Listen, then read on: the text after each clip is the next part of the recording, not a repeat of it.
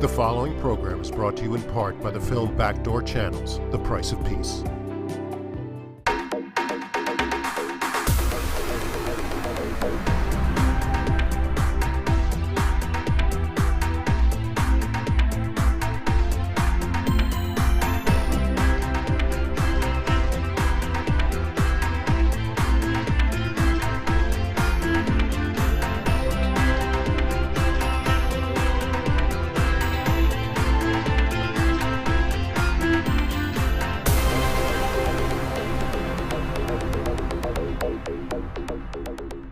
Welcome to another Leon Charney report. And we have an intellectual night tonight. We have Daniel Medlesohn has written a bestseller called The Lost, a search for 6 of the 6 million. 6 million refers to the 6 million Jews who were killed in the Holocaust. Allegedly, they may have been a greater number, who knows. And what Daniel has done is he's traced 6 of his relatives throughout the world and has written his book. It's in its 10th printing. So welcome to the show, Daniel. Thank you. Usually you review books. You're a critic, right? Right. You won an award for being a great critic. Yes, well, so they tell me. Yeah. What makes a great critic, by the way? What makes a great critic? Somebody who does his homework, I guess. Somebody who has a sort of a balanced approach to the book or whatever it is that he's reviewing. Somebody who's not biased before he gets going. I don't know. Somebody who has good taste and good judgment, finally. It's very interesting because if you get a subjective personality about a subject, then can he really be an objective critic? It's something that always, I'm always interested in that. Critics, I had a huge client of mine. There was a play written called I'm Solomon, and it was a big hit, and was with a comic named Dick Shawn. And the play was on Broadway. A client of mine put it on, and the critic left at halftime. And I sued the critic. I said he had a fiduciary duty to see the whole play before he criticized the play. And it stood up. Really? He had some kind of duty. So, I'm going to criticize your book, but in a very positive way. Good, then I won't sue you. I might protect myself. Okay, this is a fascinating book. It's for your Uncle Shmuel. Tell me about your background. Why did you all of a sudden get so... What happened in this book, as I understand it, is that many of the stories that you heard about the relatives who perished during the Holocaust were not true. They're not accurate. And I didn't understand why. What was not accurate about those stories? Well, I mean, the whole book is a process of finding out exactly what happened to these 6 people, my grandfather's brother and his wife and their 4 children. I mean, it wasn't that I set out to disprove anything, because we didn't have anything to disprove. We had the most tenuous. All right, but since you were a kid, you were interested in this. Right. All right. Why? Do you understand why? Well, I mean, there were a number of reasons. The first reason was that I was very close to my grandfather, and I was interested in his stories. He was a good storyteller. Was he an Orthodox Jew? Yes, he was. And the second was this strange thing that used to happen when I was a kid, because I was said to resemble this great uncle of mine very closely. And so I grew up hearing, this thing that I looked like Uncle Shmuel, and that therefore it created a kind of connection between us when I was still too young to understand what that connection would eventually mean in my life. But I felt connected to this person. And then as I grew up, I was very interested in family history, always. I mean, not just the Holocaust, just everything, because I was interested in my grandfather, who was a very colorful... What'd your grandfather do? Interesting. He owned a factory on 26th Street that manufactured braids and trimmings. And where was he born? He was born in this town called Bolachov in Galicia in 1902, and he came here as a young adult in 1920. And settled here. And how many siblings in his family? He was one of 7. How many survived? Well, they all survived. He only had one who stayed behind in the old country. Shmuel. Right. And why did Shmuel stay behind? Because he had a prosperous business. You see, all the other siblings came to New York in the 20s when things were very bad, but Shmuel was the oldest, and he wanted to rebuild this great family business that had been devastated in the First World War, which he did, and he was a very prosperous man, and he had a life in this place, and he didn't want to go to America, and he didn't want to go to Palestine either. He understood that the Holocaust was coming. No, I'm not so sure. Where was his factory? What town? In Balachov, in the same town. The family always was in the same place. But I think in 1939, he had an intimation that there was a war coming. I don't think people had an idea that there was a Holocaust, or certainly I don't think Shmuel had an idea that there was a Holocaust coming. I mean, one of the things that you find out when you work very closely on this material, and I'm talking about this particular part of what became Eastern Poland, is that most people had no clue what was coming. They had an idea it was going to be a war, it was bad, they were going to be invaded, but nobody understood the extent of what was going to be done and the savagery of what was going to be done to them. Even when it was happening to them, they didn't understand. They still didn't believe. When it was happening in the next town and they heard the rumors, they're killing grandmothers, they're killing babies, they're putting people in mass graves, people didn't believe it. So I think, in hindsight, you can look back and you say, oh, people are always saying this to me on my book tour. They say, oh, he should have seen the handwriting on the wall. And well, we can see the handwriting on the wall because we're reading the handwriting 70 years later. But a lot of these people had no idea what was coming, So, part of my project was to reconstruct the lives of these people as they lived them. They didn't know they were going to be martyrs of the Holocaust. They didn't know they were going to be killed. Right, they were just having a life. As you were constructed, do you believe that he knew of Hitler at that time? Well, we know he knew of Hitler because he's writing letters to my grandfather in 1939 in which he says, I wish Hitler should be torn to pieces. I mean, they knew, All right, so, but this town was part of Poland, right? Right. And so Poland was the first country that Hitler took over in 1939. Right. He went in there and he invaded and he took them over.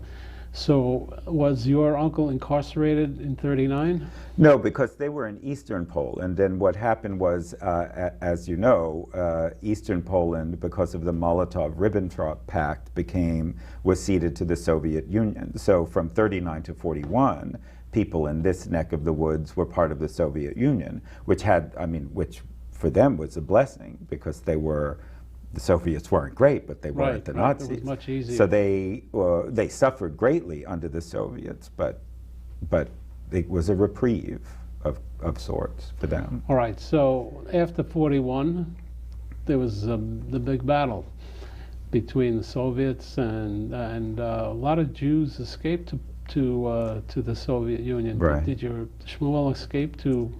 Did he stay under the Soviet Union, or he was killed in the Holocaust? Oh, he was killed in the Holocaust. In a camp? These people, there were no camps. They were shot? They were shot. This is still very early on. I mean, from 1941 to 1942, 1.5 million people were killed before there were death camps. I was in Babi Yar. You've been there? No, I haven't been that far east. And what you see there is a cave where they put 20,000, 30,000 Jews in one night, and they just, Tommy gun, just shut them down. I mean, there was no incarceration, nothing, just blood. So in Poland, it was pretty vicious. So they just shot and shot and shot. Right. I mean, the death camps were an answer to that problem. He was married at that time, Shmuel? Yes, he was married. He had 4 children, 4 teenage children. All killed? They were all killed. Same day? No. Different days, different times during the occupation of this town. All right, so that unfortunately makes a fascinating story. And that's really what you get into. And what was the story you were told as a kid? How did your uncle die? Well, all we heard was that they were killed by the Nazis. Period. And then there were scraps of things I overheard. I overheard as a kid my grandfather telling my mother that Shmuel and either all of the rest of them or some of the rest of them were hiding in a castle, and someone betrayed them, a neighbor or a maid, somebody betrayed them. But, it was such a fanciful notion, which of course turned out not to be true in a sense, But that was it. There was a story about they were hiding, some of them were hiding, and somebody turned them in. And that was basically the only thing I heard. Was that true in the end? It was true of two of them. Shmuel and one of the girls was still left in 1943 after the others had been killed, and they were hiding. It was very commonplace, by the way, in Poland for a lot of non-Jews to tattle where the Jews were. I mean, that was the common way of Jews being, so to speak, ratted out. But there were also some very righteous Jews, righteous Gentiles who saved a lot of Jews at that period of time. Another thing, I had the ambassador from Poland on here a few years ago, and he said, one thing that I can tell you is that anti-Semitism is indigenous to our culture and to Poland. Mm-hmm. Did you find that true? Did you travel to Poland, by the way? Yes, I was in Poland. And what did you find? Good, pierogies, good food, no anti-Semitism directed at me. But I wasn't mostly in Poland. I was a lot in Ukraine. I spent a lot of time in Ukraine, but I have to say, while I was in Ukraine, and I was dealing very extensive with Ukrainians and old Ukrainians and interviews and discussions, I never experienced any anti-Jewish feeling. And they knew who I was, they knew I was Jewish, they knew what I was looking for, they knew I was looking in some cases for information about some bad Ukrainians who had done bad things, but they were very forthcoming. And I didn't have any sort of negative experience in my own experience, which is... You refer to ghosts in your book. What is the meaning of that, really? What you're doing in this book is you're trying to relive the lives of the people who were killed. Is that correct? Well, yes, to some extent. Trying to find out who they were. Is that why you refer to them as ghosts? Well, I think, when you grow up in a house in which you hear this terrible story about people being killed, but you don't know anything else about them, that it has there's a sort of haunted quality about those people. And because we didn't know anything about them, and because my grandfather would never talk about it because it was so traumatic to him, they were wispy and pale, so I thought of them as ghosts. And then the book is a process, to some extent, of, just reanimating them, through the memories of people still alive who knew them. So you decided to write this book, and you decided to search for six, I assume, are the six of your family, right? Mm-hmm. Mm-hmm. And where did you start your search? Well, the first trip we made was to go back to the town itself, which is now, as I say, in Ukraine, and to interview local old Ukrainians and to ask if anyone remembered them. And at that point, I thought that's as much as I could do, because I did not yet know when I started the book that there were 12 Jewish survivors from the town still left. And when I found out about them, that's really when the book got started, because then the book is the story of my tracking down these 12 people one by one, continent to continent, country to country, and asking them what they remembered about my relatives, and in that way sort of bringing back these people to life. All right, we're going to hold for a break and we'll come back. The book is The Lost. It's a search for the 6 of 6 million. It's a huge bestseller. It's in its 10th printing, and it's written by Daniel Medlesohn. And we're going to track where he went to find out how these people live, what happened to these people. It's symptomatic of everybody who had a family in the Holocaust, and I'm sure that there are many viewers who are watching the show who have some kind of similar experience, although I don't think anybody's probably tracked them as well as Daniel has. So I'm sure it relates to a lot of people, and a lot of, unfortunately, a lot of people who would really harmed by this Holocaust business. We'll be right back. In modern Middle East history, only one peace treaty has stood the test of time, the 1978 Camp David Accord. In the new documentary film, Backdoor Channels, The Price of Peace, learn the true story behind the greatest diplomatic achievement of our time and its lessons for the future. The price of peace is very high. To have this courageous man and my close friend killed. Winner of the Telly Award for Best Cultural Program. Now available at select stores including Barnes & Noble and online at Amazon.com. Get the book that inspired the award-winning movie. Leon Charney's Backdoor Channels is now available in bookstores and online in paperback and an ebook for both Kindle and Nook. It's a great way to learn how history was made behind the scenes. Get it at Amazon.com or Barnes & Noble. Be a witness to history. Order Backdoor Channels online at Amazon.com or buy it at Barnes & Noble and get the real story behind the making of the 1978 Camp David Accords. Anywhere else, this would just be a museum.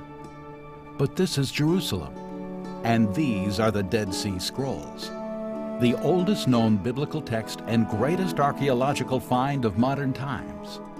And now they're in New York. See the Dead Sea Scrolls, Life and Faith in Biblical Times at Discovery Times Square on 44th Street.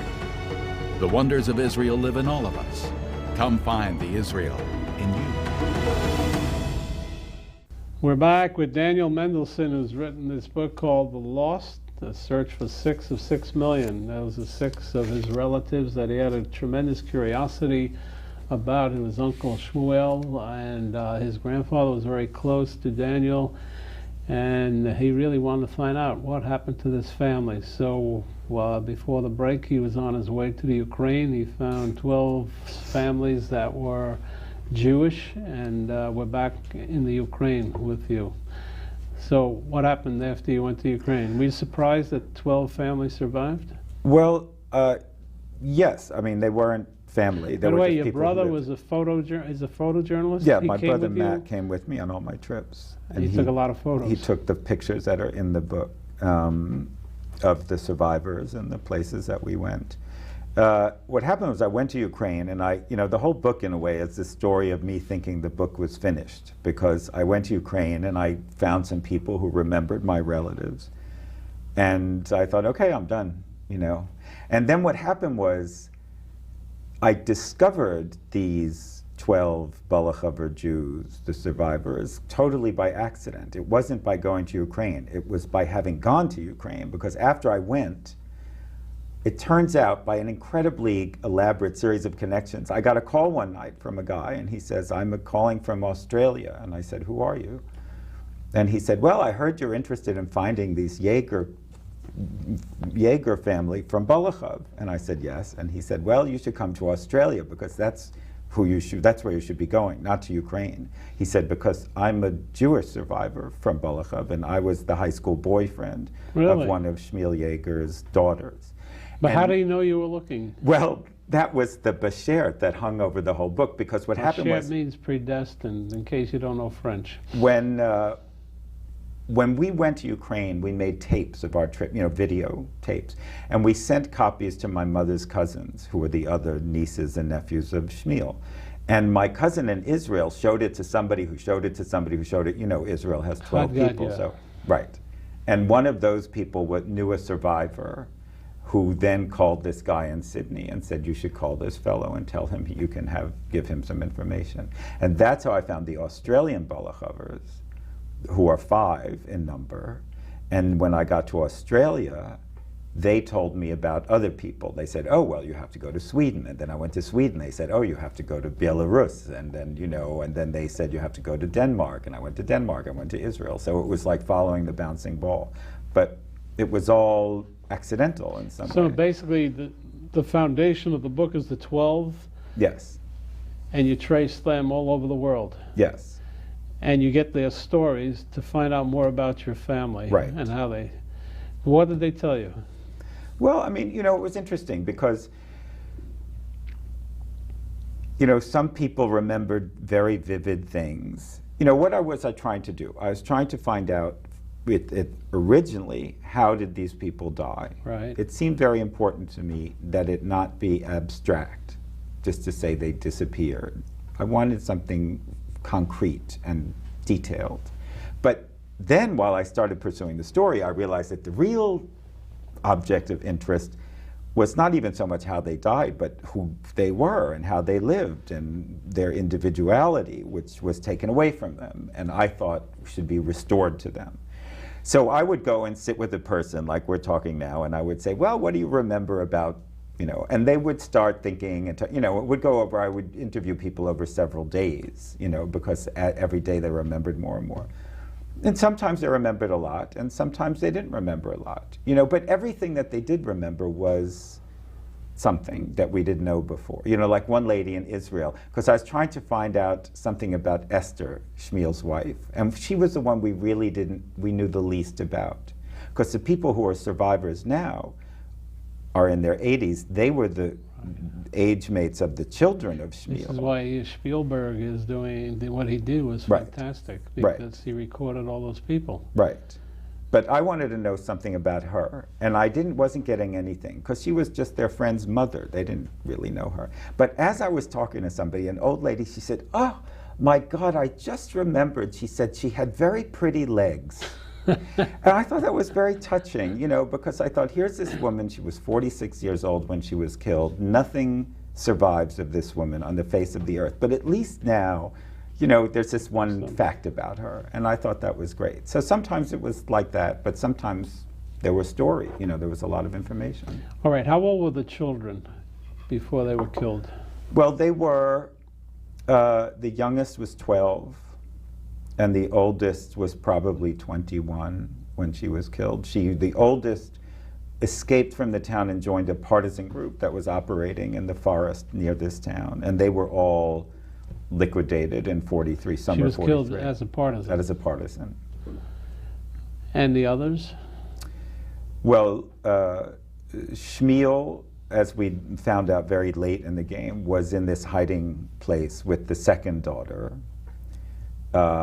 because there was a Polish boy, a Catholic boy, who was madly in love with her, and he was trying to save her, and found them a hiding place, which was given to them by a Polish Catholic lady, a school teacher, and some neighbor saw them and turned them in, denounced them. And the third girl, who was 16 at the time, was killed in the first action, the first roundup, which was in the fall of 1941. She just happened, she was in the wrong place at the wrong time. She was taking a walk, and there was a sort of a dragnet, and they killed 1,000 people. So ultimately, we found out in great detail how each of these people perished, which was grim but satisfying in some sense. Was Shmuel an Orthodox Jew, or you don't know? I'm told not, actually, because the one person remembered that he was a very fanatical businessman, and that's the only thing he cared. You know, he didn't know from Shabbos, he didn't know anything. All he did was work all the time, and which was strange to me because my grandfather was so Orthodox.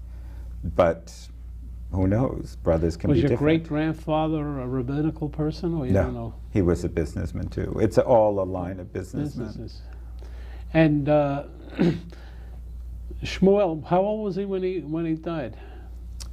He would have been 48 when he died. And his wife? She was 46. So. You know, it's profound. We talk about 6 million and it becomes a number, but then the profundity of each one's story hits you. And obviously what you've done is brought a lot of reality into that story. And so your narrative here is, you create like they're still alive. I mean, you write this book, it's evidently a fascinating book, and I've read through all of it, so I can't tell you that I have, but you recreate something here. Tell me what your style was. What did you do exactly? Well, I mean, in a way, what I did was just to sort of channel the voices of the people I was talking to, because I thought their voices were much more interesting than my voice. And in fact, one of the things that I tried to be very scrupulous about was not myself to recreate. I'm not a novelist, you know, I'm a journalist. And I didn't want to be filling in the blanks with what I imagined could be the truth. So basically these are the words I just talked of to the them people who remember. And let them talk and piece together the fragments that they could give me into something that looked like a bit of a picture, you know. And in fact, whenever there are atrocities, I was very careful not to be describing them myself, because I've never had that experience. I can't describe it. It's indescribable. I only quoted witness statements, documents, things like that. So the reader of the book. Is your grandfather alive? No. So he could not have read this book. No. What was the most surprising thing you learned through all these interviews? I don't know if I should tell you this because it's A, it's such a surprise in the book, and B, it's such a terrible thing about my family, but I'll tell you. My uncle Itzik, my ratings. Well, you asked at the beginning, about stories and finding out things weren't true. And a big part of the book is how once you go after these family stories, you realize that your family tells a story about itself because it wants to believe a certain picture of itself. Right. So one of the stories I grew up, which was a bedrock story of my family, is that my grandfather and 5 siblings came to New York. Shmuel, of course, stayed behind and was killed. And one brother, because his wife was such a Zionist, went in the 1930s to Palestine because she was a socialist and and he was there for. And her name was Golda Meir. No, not quite. Her name was Aunt Miriam. And because of that, there's a whole branch of my family who are Israeli. And during this search for Shmuel, I found out that this whole Zionist story was a complete fabrication, and that Itzik and Miriam had to leave town because it was found out the family business is a butcher and meat shipping business. It was discovered that he was selling non-kosher meat in the town, and he was run out of town, basically. You can't imagine the day I found this out, because an old woman is talking in Yiddish to me and another survivor, and she said, "Oh, I remember that other brother, he had to leave town." And I thought, had to leave town? What does that mean? She said, "Well, do you really want to hear this story?" And I said, "Yeah, I do." And she said, "Well, there was this time and the money situation was very bad, and of course non-kosher meat is much less expensive. And he was selling non-kosher meat as kosher meat, and it was a big scandal in a little shtetl, as you can imagine. And the Orthodox women had to break their dishes, and the rabbis of the town apparently put posters on the stores boycotting. It was a huge problem. Huge. It's happening now, by the way, in Monsey, New York. I saw something about that. Same problem. It's happening, and people don't trust anything up there. I know. And so I can understand. It was huge. And I called my mother from Tel Aviv, and I said, "You're not going to believe this." And she says, she didn't want "You can't put this in the book." I said, "Are you kidding? That's what the book is about, So we found out more than we bargained for. Well, I've studied a lot of Zionism, and maybe my next guest has also, and you'll find a lot of reasons why people became Zionists. This one I never heard of. Well, but there's also a story about my grandmother who was supposed to have gone to Palestine, and she got on the wrong boat. Would you believe this? And she wound up in America. So she couldn't find out. Now, you're intriguing me to write a book about my family to find out if that's a true story. Well, maybe she wanted to go to America. I don't know, but my family will come after me. Now, you know what it is when you right. break that type of story, like your mother said, "You sure you want to talk about this?" So right. Let a sleeping dog lie. Right. Let her think that she was a secretary for Theodore Herzl. You know what I mean? Right. Not running a non-kosher meat factory. It's a great story. I have to tell you the end of that story, though, quickly, which is that the day I learned that story, I was sitting with a survivor from Balachov whose mother had been killed because in 1943 it was Pesach, and she was so religious that she came out of her hiding place to make her Seder, and they got her. So when this story I just told you about my relatives was being told, he burst out crying, this guy, and he says, "You see," he says, "your uncle was saved for doing a blasphemous thing, and my mother was so religious, she got killed." Well, there's a very famous book written about the Holocaust where you had rebbes, Hasidic rebbes, telling people not to leave, that this was God's wish not to leave. A fellow named Ephraim Zurov wrote a book about this, and unfortunately those people perished, and some of the rebbes did get out. So the complications and manifestations of human problems in the Holocaust are manifold, and you have to search for God to find out all these answers. That's your next book. That's your next book. There's no end. Searching for God. Right. Anyway, we're out of time. Thanks for coming on. Thank you for having me. It's a fascinating book. It's called The Lost: A Search for 6 of 6 million, and 10th printing. That's a lot. We'll be right back with Fred Lazin, who's going to talk to you about Soviet Jewry. I'm going to floor him by telling him I used to work for this quasi-Mossad agency called Nativ, and the Daniel Medlesohn, which he writes about, was my boss. First time I disclosed that on television. Don't come after me. And I didn't sell unkosher meat.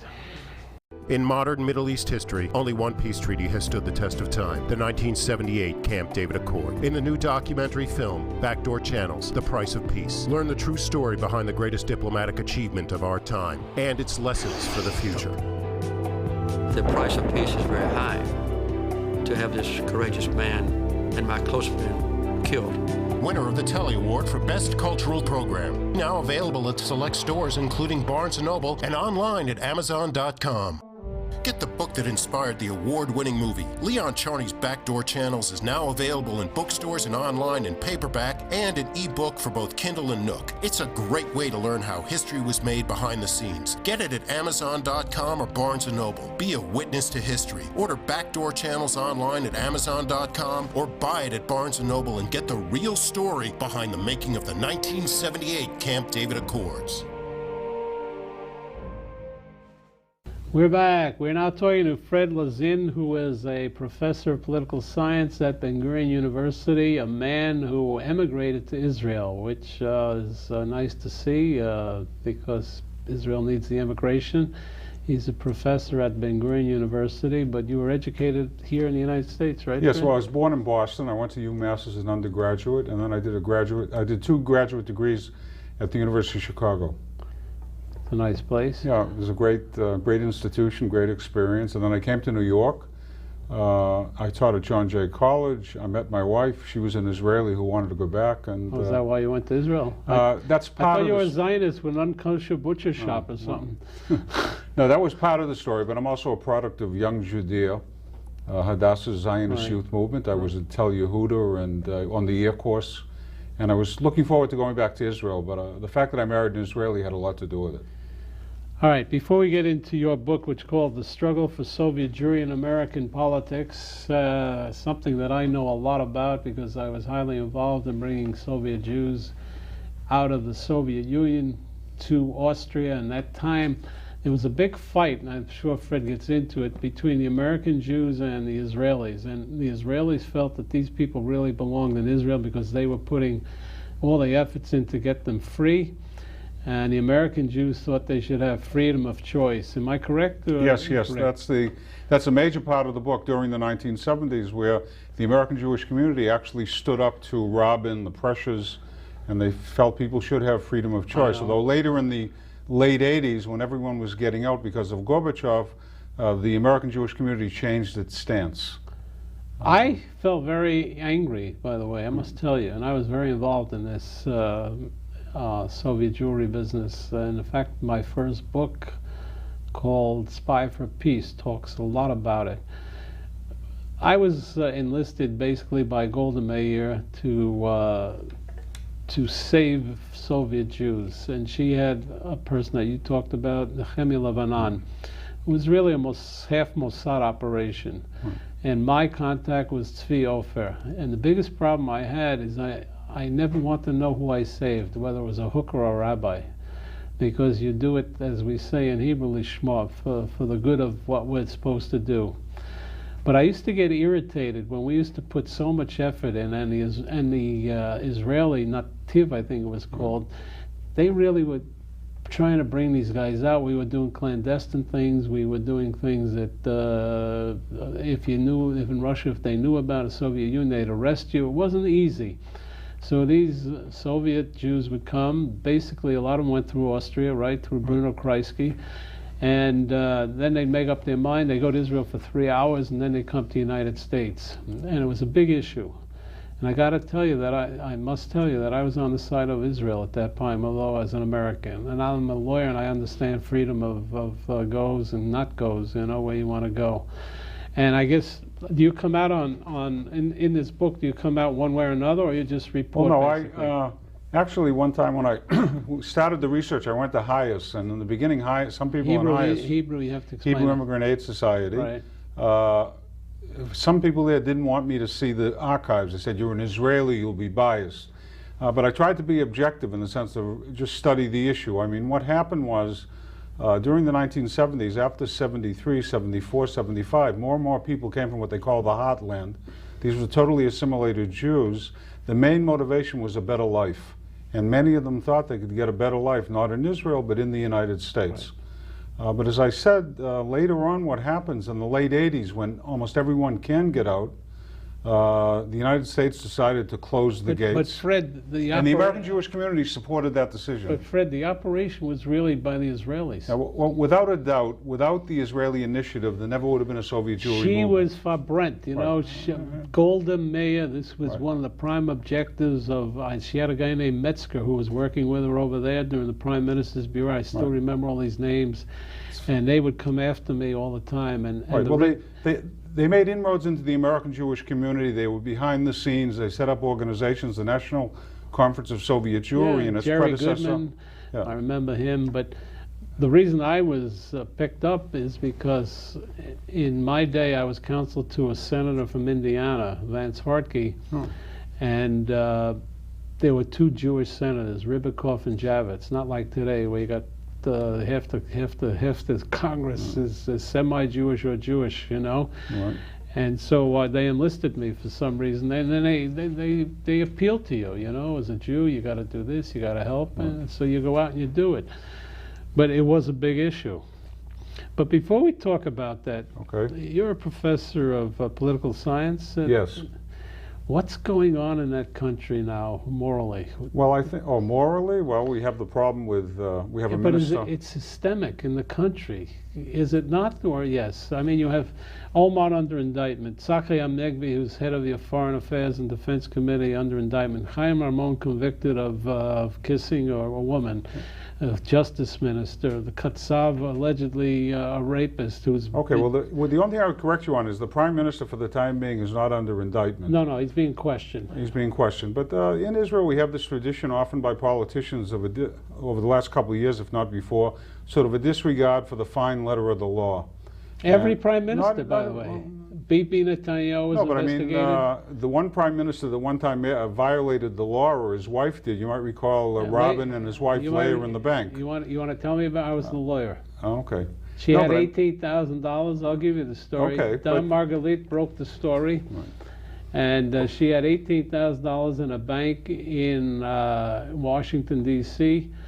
And Yitzhak Rabin resigned because of that. Right. It was on a Saturday night. I was there. I saw the whole event, so I'm talking history to you. And I was with Rabin when he resigned at his house in 7 Harav Ashi Street in Tel Aviv. And what happened was Barak, who was the Supreme Court Justice at that time, was the Attorney General. And what we were able to do for Leah Rabin was there's something in Israel where it's not criminal and it's not civil, and you can make some kind of compromise. And Leah Rabin never forgot that. And when Yitzhak Rabin had his funeral and he was assassinated, and Barak tried to shake her hand, she wouldn't shake her hand. You remember that? Okay. I don't recall that, but... So maybe you got to interview me. Okay. We got a lot of history. No, but it's, you know, there was... it seems to me that the overriding issue in Israel today is not so much just the issue of corruption. It's a problem. It's really the aftermath of the Lebanese war and the problem of leadership in the country. Okay. I think there's a tremendous crisis. I think the only positive news out of Israel the last two and a half weeks is the resignation of the chief of staff, Chalutz, taking responsibility for his role. And in my opinion, and it's my opinion, hopefully that will lead to other resignations of the prime minister, the defense minister, and I think they're all going to have to go. Right. I don't think. I mean, I think that we have a situation of leadership in Israel where, without a doubt, the Minister of Defense is out of his league, but I also think the Prime Minister is out of his league. And I think if you look back at Sharon and some of the decisions and his thinking of the future, I don't think his idea was to have Ehud Olmert replace him in the future. Ehud Olmert was 37th on the Likud list. 37th on the Likud. He didn't get a major ministry. I think there were other people in No, it was a Sharon had in political mind. deal Yeah. that To keep, it was a compromise to keep him in the government and right. prevent his But bolting. Olmert didn't want to give up the Treasury, so Hirschhorn took over the Treasury. But you also have people in the tax authority who are under questioning now. Oh, well, that's another scandal. But one of the key people in the tax authority, the sister, is in the Prime Minister's office, which is also embarrassing for the Prime Minister. But I mean, Ehud Olmert has a long record, and I don't come to the United States to speak against the Prime Minister. But as a political scientist, way back in the Knesset, he once got a loan from someone for $100,000, no interest. I mean, I don't think that could happen with a politician or elected official in the United States.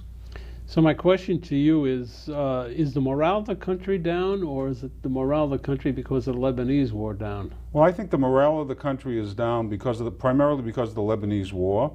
Although, you know, we're a very resilient country. It's not like, I was in Israel in 1973. I got married during the Yom Kippur War. And for about 6 or 8 months afterwards, the whole country seemed to be depressed, although we came back. I was there during the Yom Kippur War. I went into Syria without a passport and went into Egypt without a passport. Okay. So I crossed the bridge with Sharon's troops, and I went to, you know what I found in Egypt? What? Flies. Oh, flies. A lot of flies. Okay, but, you know, we came back But I very wasn't at your resilient. wedding. I didn't come to your wedding. Oh, well, I'm sorry. You know, we in didn't- Israel, I'm sorry by the we way, didn't- everybody goes to everybody's I'm sorry we wedding. didn't invite you. It was during the ceasefire on the 23rd of October. In fact, I had what I called a half-brother from kibbutz. I was once adopted by a kibbutz family from Not Mordechai, and he was a pilot. Although I was married also with my brother-in-law at the same ceremony. We had a double ceremony, and he was called up. So we were hoping he would get out, and the other brother from reserves. It was a very hectic time, but Israel came back, and the country is already coming back from Lebanon.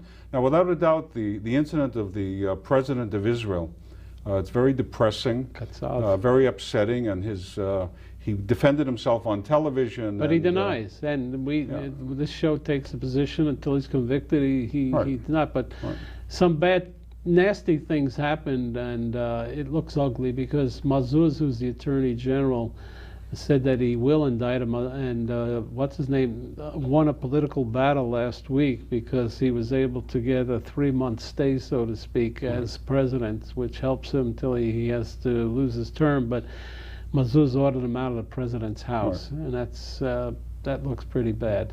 It's demeaning to him. But if it's demeaning to him, it's demeaning to the whole country, to all of us. Yeah. So my question to you is: the students, the young people who are going to lead the country, do they react very well? It's just sort of in Israel that this gamzu, it'll pass over also. Well, no. Well, I know from one of my sons, some of their friends, they talk about it. We've been out of classes for about 2 weeks, so this has gone by. But there's some cynicism amongst young people. They look around, they look at the leaders, they see the corruption. It's a problem. Yeah. You belong to a great university, and they built a beautiful university down in the Negev, which was the dream of Ben Gurion, and the university is named after him. Right. How is the enrollment down there? Well, the enrollment is very, very good. We're up to close to 18,000. I came in 1975. We had about 5,600 FTEs, full-time equivalents. In 1990, we had about 6,000. And today we're close to 18,000. You have a very good medical school, too. We have probably, I would like to say we have the best medical school east of Cambridge, Massachusetts. And one might say, how can you say that since we have such great medical schools every place in Israel? The one point that I would bring that in the late 1980s, there were 4 children of deans of medical schools going to medical school in Israel. They were all at Ben Gurion University. Really? All right, we got to cut for a break. We'll come back with a very interesting man. He's Dr. Fred Lazin. Now, in Israel, if you call a guy a doctor, it doesn't mean that much. Professor's the big thing. Everything in Israel is professor. So I'm sure you're a tenured professor, so I'll call you Professor Fred Lazin, and we'll talk about his book, The Struggle for Soviet Jewry in America. But it's great, interesting topic. I happen to know a lot about it because I was involved in it, but it shows a lot of the problem between American Jewry and Israel, and Israelis, the way they think about America and vice versa. It's a fascinating area. We'll be right back.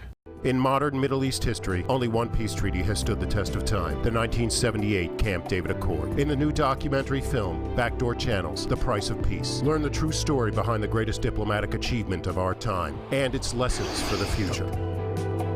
The price of peace is very high to have this courageous man and my close friend killed.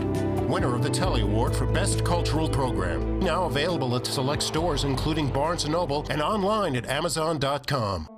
Get the book that inspired the award-winning movie. Leon Charney's Backdoor Channels is now available in bookstores and online in paperback and an ebook for both Kindle and Nook. It's a great way to learn how history was made behind the scenes. Get it at Amazon.com or Barnes & Noble. Be a witness to history. Order Backdoor Channels online at Amazon.com or buy it at Barnes & Noble and get the real story behind the making of the 1978 Camp David Accords.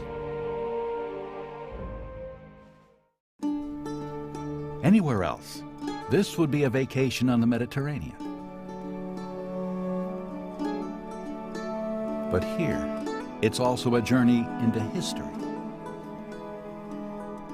From modern Tel Aviv to the ancient cities of Herod, the Romans, the Crusaders.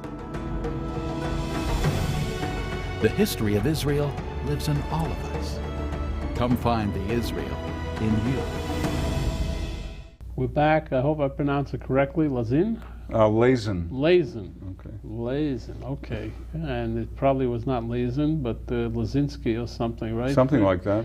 Lezik. And he's written an interesting book called The Struggle for Soviet Jewry in American Politics, Israel versus the American Jewish Establishment. It's not only in Soviet Jewry, it's in a lot of different things.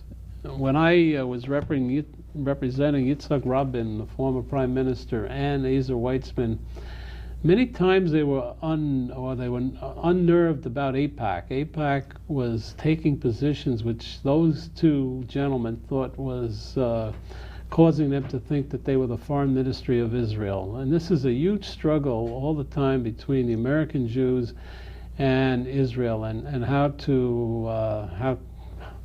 to come to terms with it. And you probably are an expert on that now, and it's symptomatic in the struggle for the Soviet Jewry and the American politics. So what do you think causes that, by the way? Well, I think what causes it is, and what I've learned from my study of this book is, the American Jewish community has its own interests. You know, when we think of these, the recent works by Mersheimer and Walt about the AIPAC and the control of supposed control of American foreign policy, and one assumes there's like a Jewish cabal out there controlled by Israel. One should look at the Soviet Jewry movement as an example of Jews in American politics, where American Jewish leaders, primarily the CJF, the federations, they defined their own interest, which is very different from that of Israel. And they acted independently of because Israel. They have local things that they care. They have community centers, and they have old age homes, etc. Well, what happened at a certain point in time, I mean, some people suggest they saw the opportunity to replenish the community. We hadn't had Jewish immigration coming to the United States. All of a sudden, here were Soviet Jews coming in, tens of thousands. Right. And many community leaders wanted these people. Chicago, for example, had a policy of the maximum number of Jews coming to the community. Some American Jews preferred them to come here rather than to come to Israel. Others were very much involved in this principle, which you mentioned before, of freedom of choice. Let these people go wherever they want. They want to come to America, we have to help them. And that they did through the 1980s, until a certain point when they stopped. Yitzhak Shamir, in interviews on this show, said to me his greatest achievement was the fact that he brought 1 million Soviet Jews to Israel. This was his greatest achievement. You know, he was the longest serving prime minister in Israel's history. Very few people really, they forget that, but he was the longest serving prime minister. You may correct me, but I believe... No, but I would... I can understand with Shamir saying that. I mean, someone who's lived in Israel since 1975. Right. One of the greatest things that's happened to Israel since I've been living there is the fact that 1 million Jews came from the former Soviet Union. Right.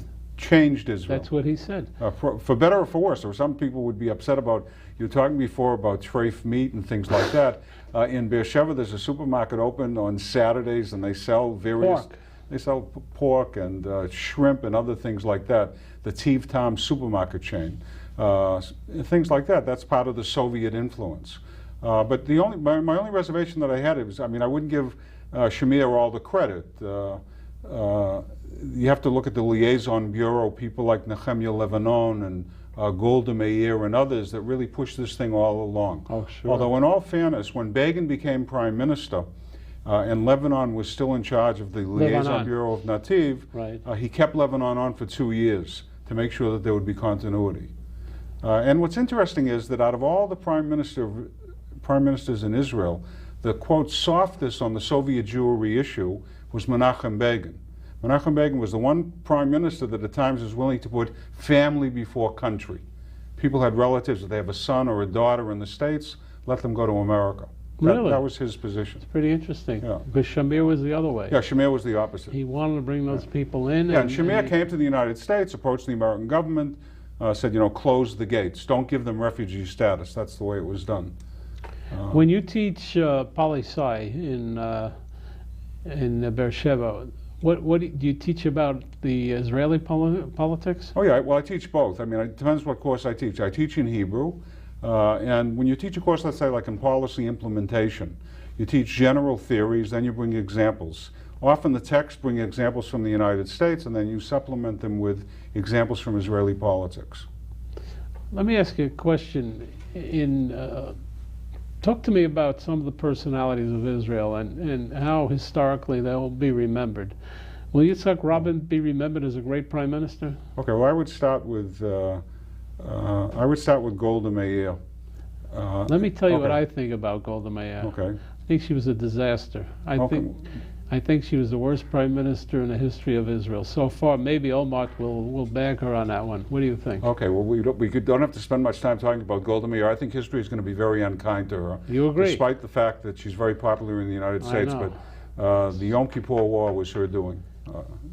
You want me to tell you another story about Golda Meir? Well, you asked me about Rabin. No, I'm going to tell you a story about Golda Meir. I was in her office in 1972 with Senator Hartke, and we told her we had a special opportunity to speak to the Egyptian hierarchy. And she sat there with Simcha Dinitz and Eli Mizrahi. These were two operatives, I know both of them. And she said to it, we don't care. We're not worried about Egypt at all. 9 months later, you had the Yom Kippur War. That's why I believe she's not going to go down in history as a great prime minister. Let's continue. Now with Rabin, I think Rabin will be remembered for Oslo, making peace with our which he father. Reluctantly, he did not want to do. Reluctantly, but he shook hands and he did start a process, which I think in my opinion, once Rabin was assassinated, there was no chance of Oslo working. Peres couldn't do it, no one else. The other prime minister who I also have a great deal of respect for, and I'm not a fan, I was never a fan politically, is Menachem Begin. Menachem Begin brought about a great deal of social equality in Israel. He basically opened up the country to Jews from Arab countries, opportunities. And you know, the Sephardic Jews, and they put them in office. Yes. They used to joke in Israel. He once had a minister of finance named Ariador, that every time Yoram Aridor. Ariador with the Aridor, A-R-I-D-R, later on became ambassador to the UN. Okay, well every time there'd be an election, they'd always drop the taxes on videos and TVs. That used to be the joke. But the fact is that Begin was responsible for most people having a washing machine in the house and a lot of other things. I mean, he really was a good prime minister. I think, and I never met him, I did meet his son and grandson. I think Levi Eshkol was one of the great prime ministers of Israel. He doesn't get the credit yet. He's sort of sleeping.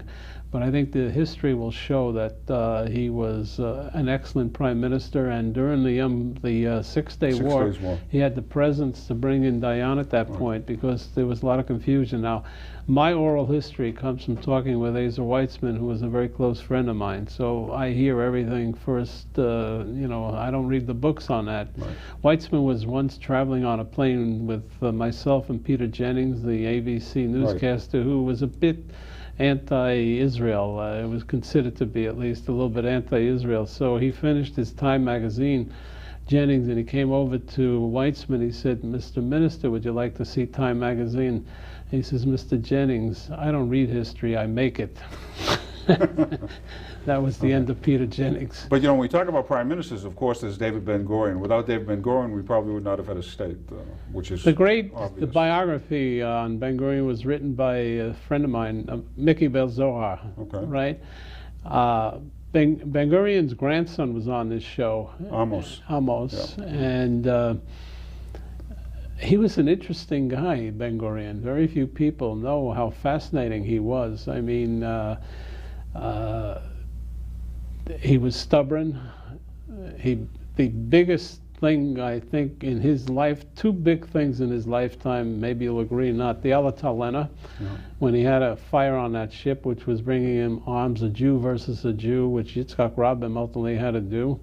And the second thing was the compensation from Germany. This was a huge, huge problem. He agreed to allow Germany to give reparations to the Jews, and there's a firestorm. There was a big firestorm about it, but at the end, these were probably two very powerful decisions that he was able to make.